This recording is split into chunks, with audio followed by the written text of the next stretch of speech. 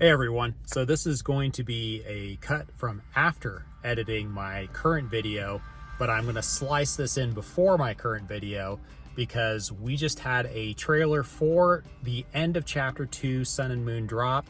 Let's do some live commentary and jump in on it, and then we'll go into the news video that I had already had planned and go from there. You know what? They're spoilers, but these are spoilers posted on the official site, so I don't care at this point. Enjoy, guys. You've been warned. Think, girl. Try to remember. This is your own. Okay. I've always walked a dark path. Alone. Crushed by the weight of reality. All right, here we are. We've got our new character. It's his fault. It's all his fault. It's her fault. Yeah. It's all her fault. There is more and more that I am convinced that I was spot on with this. You know And it nothing seems about me. It's cool, okay. You don't know me. So one of You're the just things making going up throughout the crap so you cage can in feel this bad. second chapter was No one gave a that crap. their stories seemed to No one intersect helped each me. other. No one. And this is going to be a giant family familial reconciliation, I wager. Okay. All right. So just some quick hot take thoughts on that. If that's what they're willing to show in the story, and the producer came right out and said, don't share the story for a week, then we may be getting a whole lot more than that. Let's break it down real quickly though. Hina and Yuzuki, they look like they're siblings. And we've got their worlds merging in the cage. You can see that with the sun and the moon merging together, and basically the like mirror, funhouse mirror versions of the cage merging together. And we've got the fortune teller girl speaking to the princess in one of those clips. The princess that Udil rescues. Okay, something's going on here. So someone's not behaving the way they said they were going to be behaving. I'm really looking forward to this, and we should be getting this very, very, very soon. I think that it's going to be is it going to be dropping after maintenance tonight? Because maintenance started while I was recording my video. So anyways, let's not waste any more time on this. Let's dive into the news video that I already created, and this is kind of the blip afterthought. So without further ado, let's let myself welcome you into the new video. Peace out. Welcome, welcome. Ziggy1X here with another NieR reincarnation video, and I'm on the road to New Jersey. About a 10-hour drive for me, so I am taking a quick break. We got a lot of news over the past couple days. I actually cut a video and I just scrapped it because more came out. This has been a bit of a big news dump, so I'm gonna just go ahead and dive straight into it. I'm gonna try and keep this as organized as possible because there is a lot to talk about, and I'm gonna try and make it as concise as possible. So let's just jump right into it without any further ado.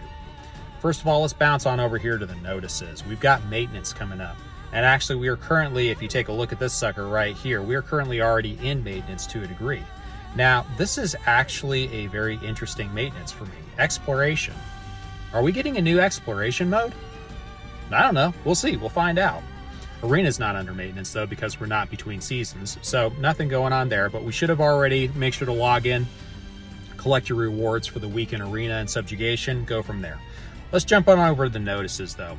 So we had a couple things drop, and before I go into the notices directly, let's talk a little bit about what happened over in the Land of the Rising Sun, or more specifically, Famitsu magazine.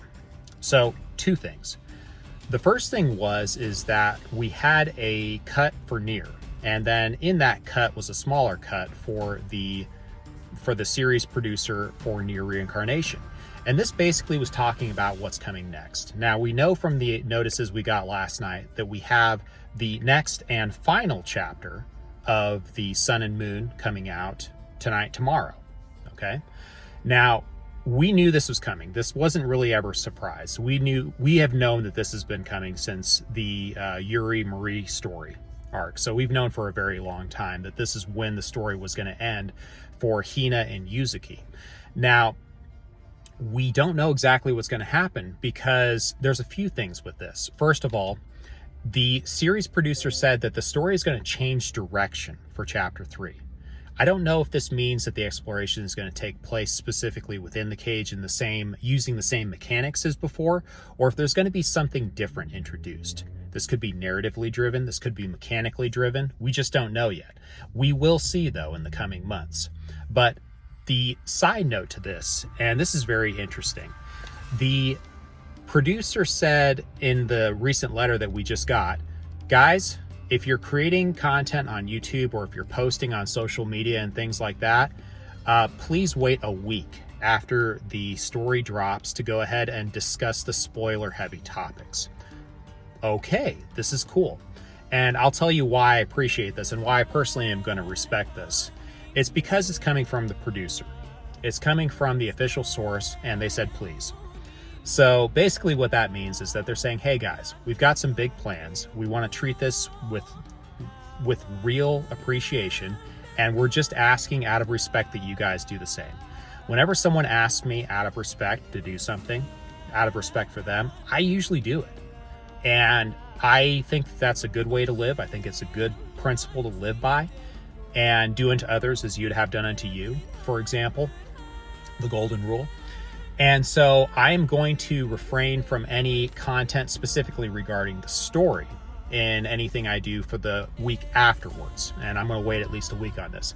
However, I am not going to wait on things like the dark memory weapons and costumes, because we're going to be getting 4 of them over the course of the either next month or months. The first 2 we're going to be getting are going to be Udil and the Fortune Teller Girl. These 2 costumes should be dropping either right at the same time of or very shortly thereafter the final chapter of the story drops. So we will be receiving their EX costumes. This is not spoiler heavy. This is not what the producer is talking about when he says this. There's no harm in discussing something that is in the game and you can just look at. It doesn't have anything to do with the story. All it is cosmetics. And so I will definitely be doing a dive into, probably along with everybody else, the weapons and the characters or costumes themselves. So we'll take a look at that together. We'll enjoy that. We'll wait on the story and we'll go from there. I'm excited when the producer comes out and says, hey guys, hold off on this for just a little bit. I'm excited to see what we see. I don't know what it's going to be. I really don't have a whole lot of ideas. I know that Hina and Yuzuki are going to meet. And I know that I suspect that they're siblings, and we will see where that goes from, or where that goes. So that's going to be pretty cool. So now that we've got that out of the side, we've talked a little bit about what was in Famitsu. We know that there's going to also be some sort of new game mode introduced. I don't know if this has anything to do with what we're looking at here with the exploration, but that's pretty cool. I want to see more. I think that the cage is very underutilized. And as I said in part 2 of my Saving NieR Reincarnation series, I think that there's a lot more that can be done with the cage as a vehicle for giving the game more playability for the veteran players, and even for the players who are coming into a new, who are just looking for other things to do outside of grinding the events. So I hope that this is the direction they go. I would love to see more PvP elements to the game. I also appreciate that that's a little bit more difficult to introduce, that creates infrastructure load that may not be sustainable at this point. But in Saving NieR Reincarnation Part 3, we're going to talk about how the developers can get to that point. So stay tuned. I'm still working on it. I had a much busier weekend than I thought I was going to have. So, life happens. So let's go ahead and dive back into this over here. Let's see where we're at. Okay, so we've got some changes going on here also. And this is specifically changes regarding the 4-star weapons and costumes. Now, the long short of it is, you can go through and read the notices yourself, but the long short of it is that they're going to change the period, the duration for which you can get those costumes and weapons. And it's going to be going from 2 weeks to 4 weeks. The other thing that they're going to be doing is they're going to be allowing for the bonuses. If any events, for example, take place during that 4-week window that the new costumes are dropped, they're going to allow the bonuses from those costumes to apply to the events. Before, it was just when the event dropped and the unit dropped, you got the bonus just for those, and then anything that dropped a week afterwards or 2 weeks afterwards or 3 didn't count towards that event. I like this change. This is a good change. It gives us a little bit more use out of some of those initial costumes. If maybe we just go in for a YOLO, we grab one and we want to use it for some bonuses in an event. This is great. There is also a limited component, and we are going to see a little bit more of this in detail as it emerges, but starting January 12th, we are going to be seeing a change in the way these banners are structured. So basically, we're already in that period. It is January 16th today. And so anything that drops from here on out, we're going to be seeing some changes to this. So this is pretty exciting. I'm still not entirely sure what all of this means until I actually see it in game. So I'm going to reserve judgment and just say I'm cautiously optimistic at this point. Now, the next thing, we had the Shadowbound Argo drop here. And, Argo, this guy hasn't seen that much love in this game. I still think that, it's Bloody Argo is the best costume. He is an excellent support, and I use him. And he is the only Argo costume that I use. This Argo is fine. He will do good for you if you don't have anyone better, but he's definitely not someone to chase in comparison to what we have received and what we will be receiving. By the way, second anniversary is going to be February 17th. So start squirreling away your gems, guys, because that's going to be lit. Now, here's hoping that the new structure of the anniversaries follows the same structure as what we're seeing here. It should be. It did note that the non-limited banners are going to be first 100 pulls for pity, 150 pulls for pity, and then 200 pulls for pity. Now, in the past, we've pretty much only enjoyed the 200 pulls for pity. On special occasions, we'll get 150 pulls for pity, but that's never typically been for units that are really desirable. It's almost always at 200 pulls for pity. If this structure continues and maintains itself through the limited banners as well, this is a very good change, and it's the first real change that we've received in the game that actually reflects awakenings. This is something that I've been talking about. In the 6 months or so that we've received awakenings, we have not seen any changes in the shop, and in the way that we collect the resources geared towards those awakenings, we have not seen any of those changes reflected in the game. So we've now gone a full half year without seeing any major changes to the game that help us as players actually achieve those awakenings, short of going whole hog on a banner and pulling 6 copies. That's not sustainable. I said it once, I'll say it again. That is not sustainable.